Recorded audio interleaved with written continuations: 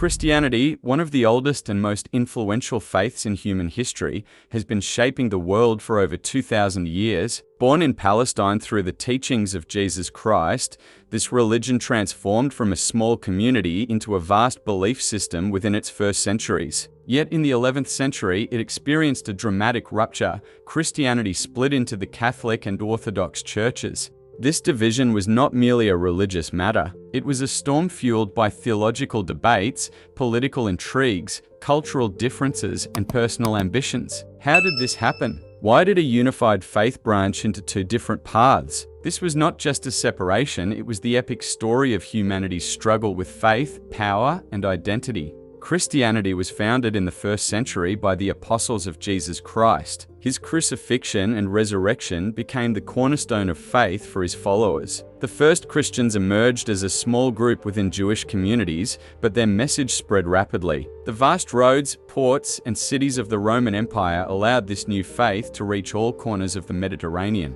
Yet this spread was far from easy. In the pagan world of Rome, Christians were seen as a threat. From Emperor Nero to Diocletian, Christians faced persecution. They were thrown to lions in arenas, crucified, and brutally executed. Still, this oppression could not stop the faith. On the contrary, it strengthened it. People were drawn to the promise of hope and salvation that this new religion offered. Growing under persecution, the faith was like a seed sprouting in rocky soil. The apostles carried the message of Jesus from Jerusalem to Rome, from Antioch to Alexandria. Figures such as Paul sought to unite Christian communities through their letters, yet each region began to interpret the faith according to its own culture. The 4th century was a turning point for Christianity. In 313, Emperor Constantine granted freedom to Christians with the Edict of Milan. No longer did Christians have to worship in secret. In 325, Constantine convened the Council of Nicaea to standardize the core doctrines of Christianity.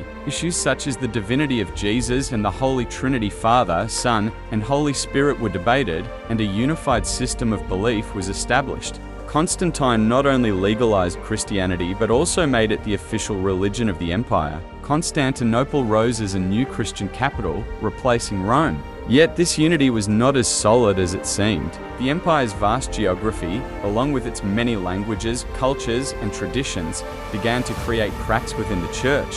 For example, Christians in Egypt leaned toward a more mystical approach, while those in Rome were more disciplined and rule-oriented. The Council of Nicaea sought to establish unity, but differing interpretations and regional traditions made it difficult to gather the church under a single roof. In 395, the Roman Empire was officially divided in two: the Western Roman Empire, centered in Rome and dominated by Latin culture, and the Eastern Roman Empire, or Byzantium, which gathered its strength in Constantinople and emphasized Greek culture. This political division also led to the church developing around two different centers. In the West, the Bishop of Rome, the Pope, was seen as the leader of Christianity. In the West, the Bishop of Rome, the Pope, was seen as the leader of Christianity. In the East, however, patriarchs in cities like Constantinople, Alexandria, Antioch, and Jerusalem held authority. Both sides believed in the same Bible and recited the same prayers, yet geographic and cultural differences triggered a separation, much like two siblings in a family going their separate ways. In the West, the Pope's authority was rooted in the legacy of Peter. According to Christian belief, Jesus had said to his apostle Peter, "You are the rock, and on this rock I will build my church." Rome believed Peter had died there, and thus the Bishop of Rome saw himself as the leader of all Christians. "I am God's representative on earth," he declared. But in the East, the Patriarch of Constantinople rejected this supremacy. "We are all equals, why should Rome be special?" they argued. The Eastern Church supported a collective model in which all patriarchs were equal. It was like two CEOs of the same company vying for the same chair. Only one could be the boss, yet neither side was willing to step down. Theological debates sparked the first flames of division. One of the greatest issues was the Filioque controversy. In the creed established at the Council of Nicaea, it was declared that the Holy Spirit proceeds from the Father, but in the 6th century, the Western Church added the phrase "and the Son Filioque." This meant that the Holy Spirit proceeded from both the Father and Jesus. The Eastern Church was outraged by this change. "You have altered the sacred text. This is disrespectful," they argued. The West, on the other hand, defended the addition, saying, "This only makes the faith clearer. From the outside, this single added word might seem like a minor detail, but at the time, it touched the very essence of belief. It was as if one group insisted, the lyrics of this song must be this way, while the other cried out, no, the original must not be altered." The Filioque was not merely a theological dispute. It became a symbol of the struggle for dominance between the two sides. The East perceived the unilateral change, made without council approval, as proof that the West saw itself as the master of the Church. Meanwhile, the West argued that the change was theologically necessary and that the Pope's authority was sufficient to make it. Filioque was not the only theological issue. Differences also arose over matters such as the church calendar, how liturgies should be performed, and whether priests could marry. In the West, priestly marriage was forbidden, as this ensured the Church would remain a disciplined and independent institution. By keeping priests free from family ties, the Church was able to preserve its wealth and strengthen its political influence.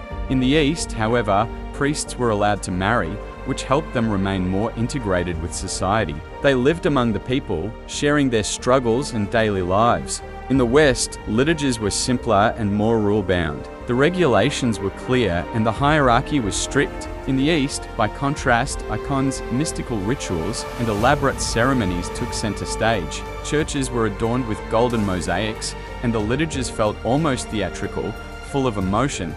For instance, a service in Hagia Sophia in Constantinople was like a spiritual festival filled with incense, hymns, and icons. Meanwhile, in Western churches, discipline and order dominated. The liturgy was as structured and precise as a legal document. These differences showed how the two branches of Christianity lived out the same faith with different spirits. The West functioned like a disciplined army, while the East focused on spirituality like a work of art. This power struggle was not only between religious leaders. Political dynamics played a crucial role as well. The Western Roman Empire had collapsed in 476, and in this vacuum, the Pope emerged as both a religious and political leader. He forged alliances with new powers such as the Frankish kings, most notably in 800, when he crowned Charlemagne as Holy Roman Emperor, establishing a new order in the West. This greatly expanded the Pope's political authority. Charlemagne's coronation ceremony demonstrated that the Pope held not only spiritual but also political power. For example, when Pope Leo III crowned Charlemagne, he declared, "This is the will of God," thereby granting both religious and political legitimacy. In the East, however, the Byzantine Empire still stood strong. The Patriarch of Constantinople enjoyed the emperor's support and grew in influence as the religious head of Byzantium. Byzantine emperors convened church councils and influenced religious decisions, often appointing patriarchs themselves. For instance, Emperor Justinian, in the 6th century, attempted to unify the church by organizing councils, but this only heightened tensions between East and West. In 553, Justinian convened the Second Council of Constantinople in an effort to secure theological unity, yet the West did not fully accept its decisions. This division revealed that the two churches were living in very different political worlds. While the West was striving to create a new order, the East was focused on preserving the ancient grandeur of Byzantium. The geographical divide also deepened cultural differences. In the West, Latin was spoken, while in the East, Greek dominated. This language barrier made it difficult for the two sides to understand each other. Texts written by one side were often incomprehensible to the other. For example, a bishop in the West could not read a theological text in Greek, and a patriarch in the East struggled to interpret a letter in Latin. This led to a breakdown in communication. The Western Church developed a more disciplined, law-oriented structure where rules, order, and hierarchy were paramount. Rome sought to manage the Church like an empire. In contrast, the Eastern Church was more mystical, spiritual, and rooted in tradition. Churches in Constantinople were filled with the grandeur of Byzantine art. Icons were an essential part of worship.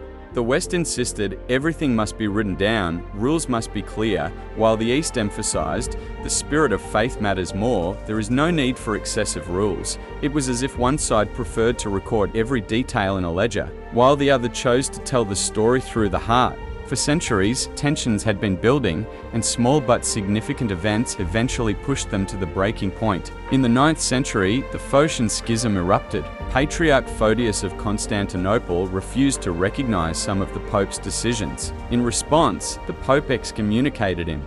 Photius, in turn, accused the Pope. Photius was renowned for his theological knowledge, but the West considered him nothing more than a puppet of the Byzantine Emperor.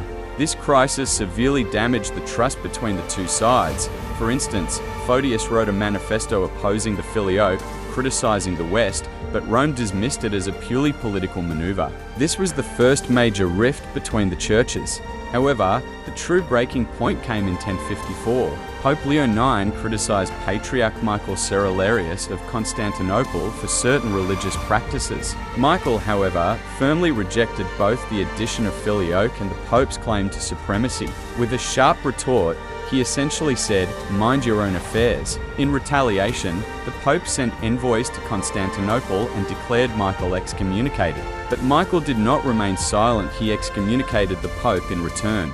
These mutual excommunications were like two old allies declaring, "From now on, our paths are separate." The event of 1054 went down in history as the Great Schism, the moment when Christianity officially split into two, Catholicism West and Orthodoxy East. The excommunications of 1054 were only the beginning. The real division was the culmination of centuries of growing differences finally exploding into a permanent rift. The Catholic Church, under the leadership of the Pope, came to shape Western Europe. From the 11th century onward, it organized the Crusades, became an integral part of the feudal order, and influenced the political structure of the Middle Ages. For example, the First Crusade 1096-1099 was launched at the call of Pope Urban II and ended with the capture of Jerusalem, showcasing the Catholic Church's political and military power. The Orthodox Church, on the other hand, remained the spiritual heart of Byzantium and later spread its influence to regions such as Russia. The Russian Orthodox Church began to grow in 988 when Prince Vladimir of Kievan Rus converted to Christianity, inheriting the legacy of Byzantium. Even the styles of worship diverged. Catholic priests were forbidden to marry, while Orthodox priests were allowed to do so. Catholics placed less emphasis on holy icons, whereas the Orthodox placed them at the very center of worship. Catholic liturgies were simpler and more structured, while Orthodox services were majestic, mystical, and deeply emotional. A liturgy in Hagia Sophia, with its golden mosaics, incense, and hymns, felt like a spiritual spectacle. In contrast, Catholic churches emphasized discipline and order above all. But this division was not merely a religious matter. In 1204, the Fourth Crusade pushed the split to an irreversible point. Catholic crusaders sacked Constantinople, looting churches and treasures. Even Hagia Sophia, the holiest of sites, was desecrated. Priceless icons and sacred relics were stolen. For the Orthodox, this was an unforgivable betrayal. "We are brothers, how could you do this?" they cried. This event deepened the chasm between the two churches. The Orthodox began to see the West not as allies, but as enemies. It was as if one member of a family had set fire to the home of another. The trust could never truly return. The Crusaders established a Latin empire in Constantinople, but it lasted only 57 years. In 1261, Byzantium reclaimed the city, yet the wound was far too deep to ever fully heal. The effects of the Great Schism continued for centuries. The Catholic Church, with over 1 billion members today, became one of the largest religious communities in the world. During the Middle Ages, it shaped the political and cultural structure of Europe, influenced the Renaissance, and faced new challenges with the Reformation. For example, in the 16th century, Martin Luther's Reformation movement directly challenged the Catholic Church, leading to the birth of Protestantism. Meanwhile, the Orthodox Church, with around 300 million members, remained strong, particularly in Eastern Europe, Russia, and the Middle East. The Russian Orthodox Church inherited the legacy of Byzantium and expanded its influence. For instance, Moscow came to be known as the Third Rome.